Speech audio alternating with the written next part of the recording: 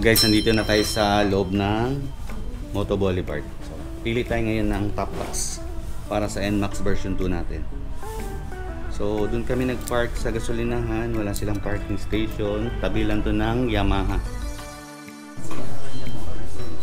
Yes po, may free na din po siyang display para po sa black. Ano to? Hello. Kaya lang may isang Hindi sir, nasa 5.5 lang po yun. Yung bracket nito magkano? Version 2 DC, magkano?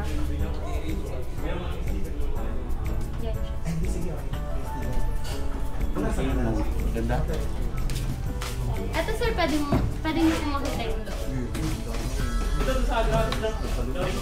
Maganda din po yung leather, saka hindi lang po siya Stopper, no?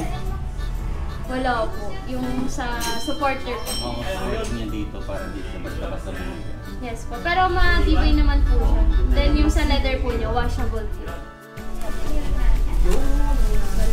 Ay, yan.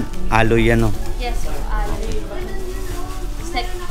Kano yan? 2,000? Di ba pwede 2,000 na lang? May 1 pa talaga? 2.1 lang po talaga. Grabe sir. naman. Naka SRP price na po. So, pang version 2, no? Yes po, NMAX V2 po.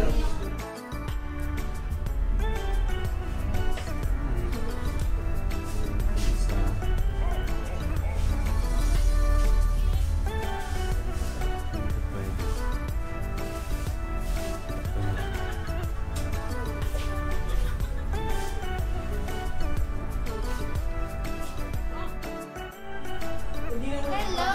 Okay. Yan, baka mapadpad po kayo sa aming shop. Dito po sa Moto Boulevard, pwede po kayo pumunta. Open po kami everyday from 9 AM to 7 PM po. May mga service din po tayo na ino-offer. May mga available po tayong mekaniko.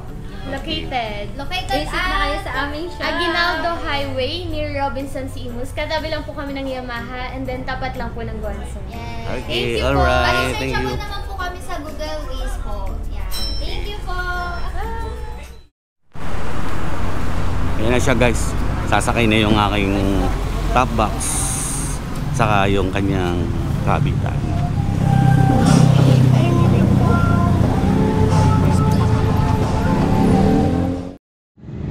So guys, nandito na tayo sa Motor Trade Yamaha Nagcarlan.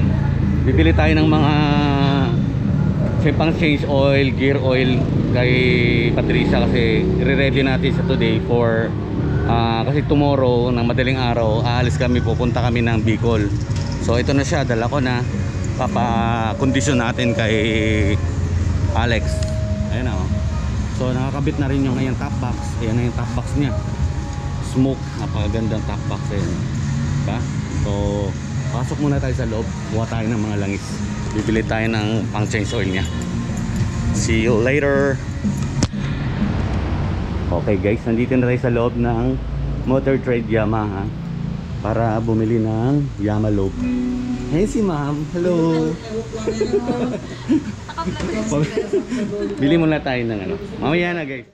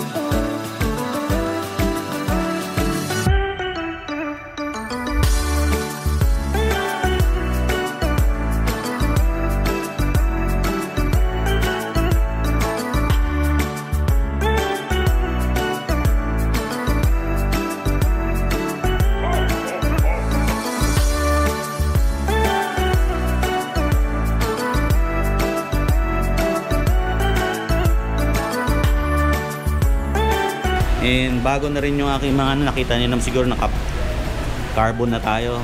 Then itong gold na screw pinalitan ko na rin. Inalis ko na yung parang yung stock niya kasi kinakalawang. Ito na, napalitan ko na siya. So ito na. So ready na tayo. So 4 AM mamaya, madaling araw. Kita-kits na lang tayo sa Bicol mga ka-under. Hello mga ka-under. Ito na. Ito na yung gamit natin. Prepare na natin para bukas kasi alas 4 ng madaling araw ang alis namin. So ngayon, ito na, naka-prepare na yung jacket ko. Komini sa wife ko. Ito rin. Kanya bago pa oh. May tag pa. So, press kami, naka-komini. And meron ding pants na riding pants. Komini rin. Ito yung gloves ni mami, yung wife ko. Ito sa akin. Ito yung aming balaklava. Isa kami. Then, papakita ko sa inyo yung helmet namin. So, mga under, ipakita ko naman yung aming gagamiting helmet tomorrow ni mami.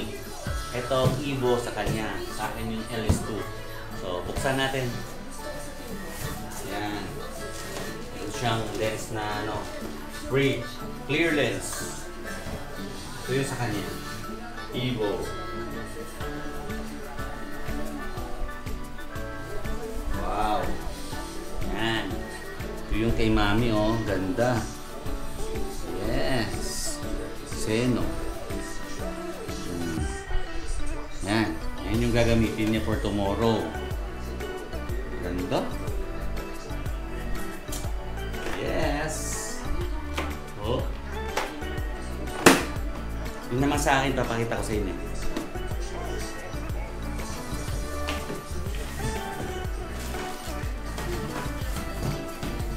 Baba na natin guys. Yun naman sa akin, LS2. Alam ko nakita nyo na to. Yan. Carbon. Yan, carbon siya. O nga pala, nakabit ko na yung mount na ano, itong pang ano ng ating GoPro. Yan siya oh.